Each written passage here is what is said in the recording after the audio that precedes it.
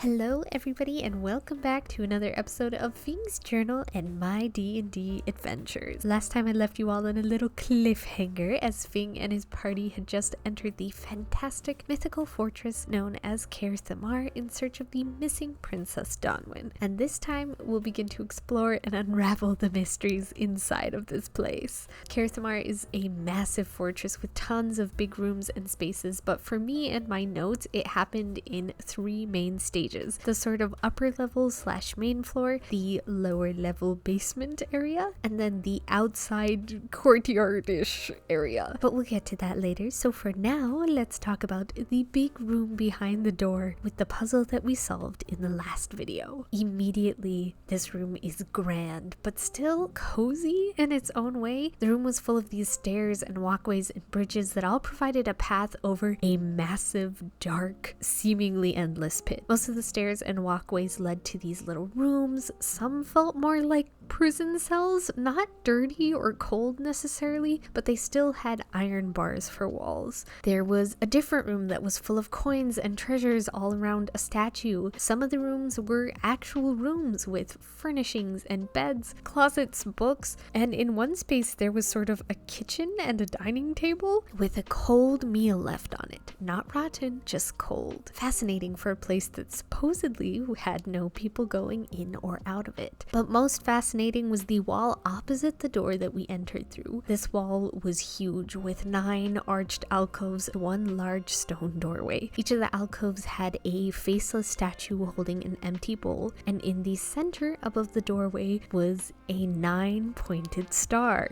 not unlike that 9-pointed star that Fing had seen in the temple in Middenmark. While the rest of us were busy exploring the different rooms and areas, it was our ranger halfling Foxwise who found and began fiddling with gears that, when turned, would light the bowls that the statues were holding with a bright purple fire. And this would not only open the set of large stone doors in front of us, but also the roof itself. The stone slid back to reveal a bright full moon shining down into this place. My idea for this page was to have that contrast between rich and grand, but also worn and overgrown. I layered a bunch of different papers and stickers. My younger sister had sent me a collection of super cool parchment looking paper tags and I wanted to use some of those. I had gold gothic cathedral window stickers and my fancy lettering washi tape that I found out for some reason didn't come with a letter H at all. So between you and me, the H in my Kaer Thamar is actually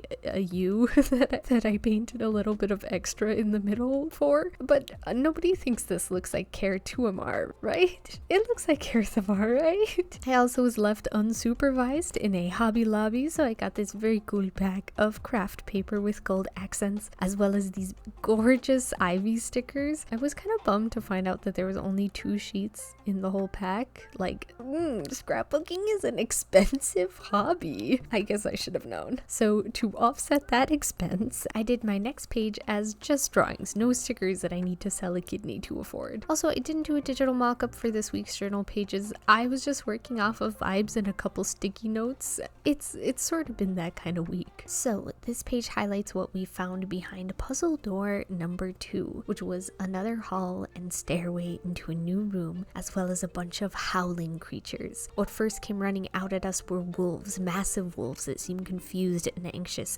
but with small saddles on their backs. It was as if they belonged to someone, but they didn't have any riders on them, so we all waited anxiously to see if they would lunge forward and attack us, but they didn't seem to be worried about us. They were just distressed and anxious as more horrible howling noises echoed out of the hallway that they had just run from. So, in figuring that these wolves were not a threat, we forged forward into the next room. Another room with a big open roof, moonlight streaming in, and it was full of these horrible human-sized bat creatures and snarling werewolves that were all clearly enraged. Unlike the wolves that had just run out of the room, these creatures were not friendly at all. The room stank of curses and desecration, and these creatures immediately lurched at us. And so, we rolled initiative. With the design of this page, I'm gonna be honest, I just really liked my root hollow frame break page from the last video, and I said ha ha ha again. So I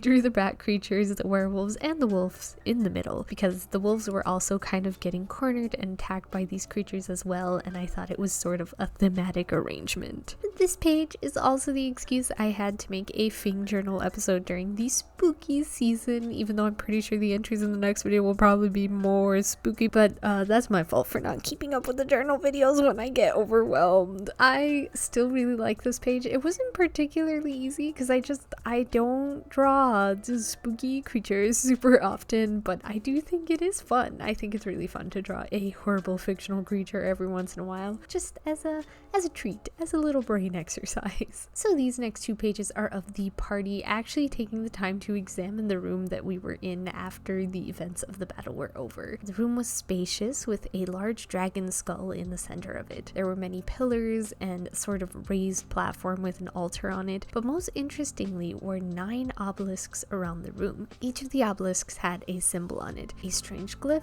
scales, a sword and scythe, an hourglass, a skull, a sun and moon, a scroll, a budding plant, and a heart. The same symbols that Fing had seen on the pillars in the old temple in Middenmark. There was also very, very old armor, helmets, pauldrons emblazoned with the symbol of a 9-pointed star. And at the very head of this room, on the altar, was a large pillar carved to look like it was covered in scales. It was such an intense moment. I was going bonkers at the connection between this place and the old temple in Middenmark.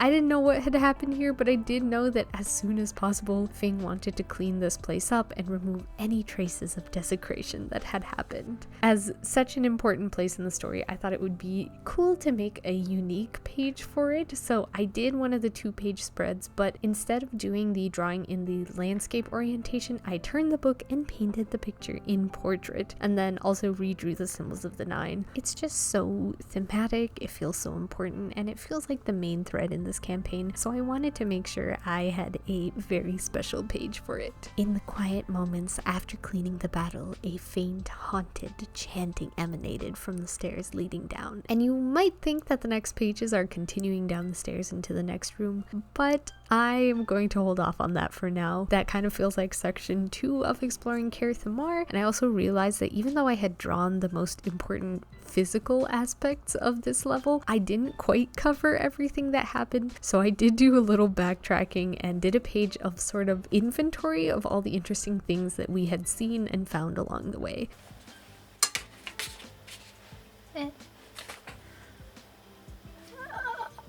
I love drawing little magic items and then cutting them out and pasting them on the page. I didn't have a plan for this page. I just drew a bunch of things and hoped they would all fit. So you get to see me go back and forth between drawing and painting and gluing quite a lot because I couldn't decide if I wanted more things or less things or what was going on. I drew a pauldron with the symbol of the 9 on it, and I drew the giant dragon skull that was in the middle of the room. Both of those things were important from the obelisk room and were not featured in the large 2-page drawing. I also drew some books and potions because in the various furnished rooms we had found a lot of notes for different creations like potion recipes or flying machines. There was also a journal that belonged to somebody named Galarion, and interestingly, in one of the chests there was a big sheet of paper and it appeared to be magic. It asked for a command, but even with some questions and drawings written on the paper, we weren't exactly sure what it did. We definitely still took it though.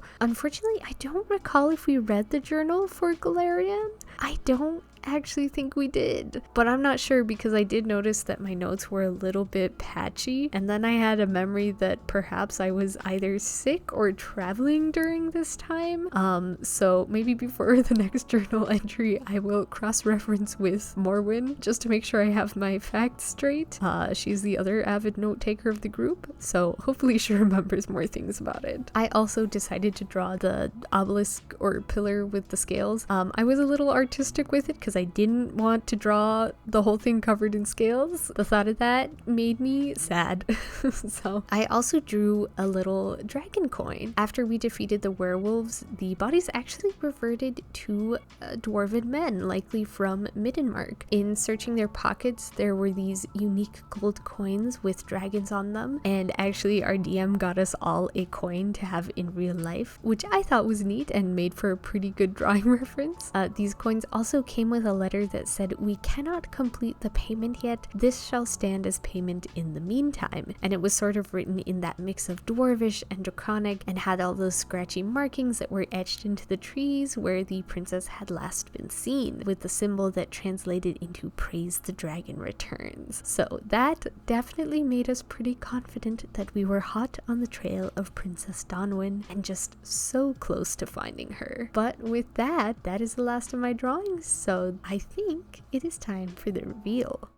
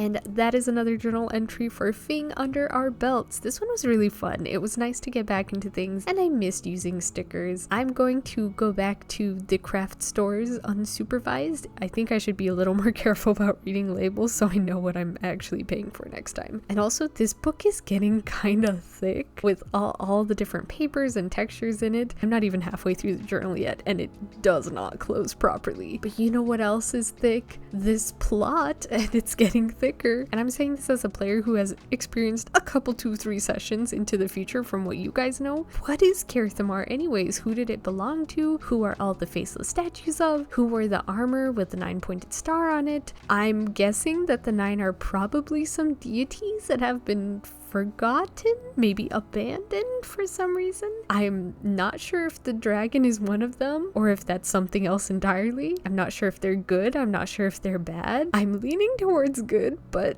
I guess we're just gonna find out together. But until then, who knows? Not me.